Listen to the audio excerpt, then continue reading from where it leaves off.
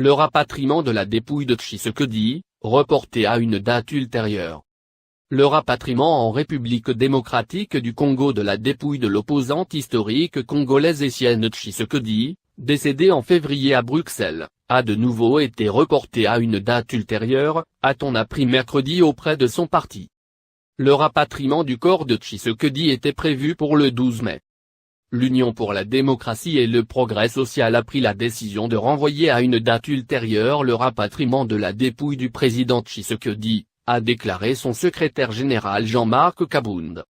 Le siège du parti où les travaux de construction de la sépulture étaient en cours, est assiégé.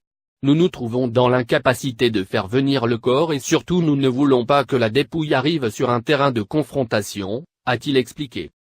Il s'agit de faire échec au plan machiavélique programmé par le pouvoir du président Joseph Kabila d'engager le pays sur la voie de violence lors des obsèques de Tshisekedi, a ajouté Kabound.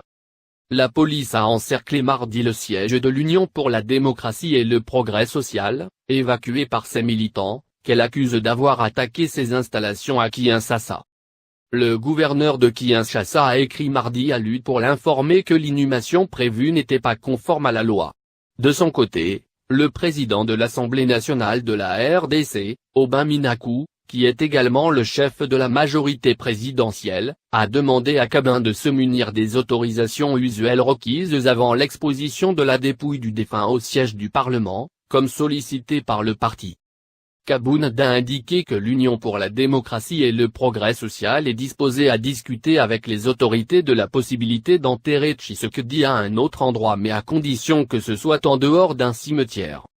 Étienne Tshisekedi, figure historique de l'opposition en RDC depuis un demi-siècle, est mort le 1er février à Bruxelles à 84 ans. Son décès est intervenu en pleine négociation sur la mise en œuvre d'un accord de partage du pouvoir signé le 31 décembre entre la majorité et l'opposition, alors qu'il devait prendre la tête d'un organe de surveillance de l'application de cet accord, censé permettre une sortie de la crise liée au maintien au pouvoir de Joseph Kabila au-delà du terme de son mandat, le 20 décembre. Merci de nous avoir suivis. Pour plus d'informations sur la RDC, visitez notre site internet mais aussi inscrivez-vous à notre chaîne. À bientôt.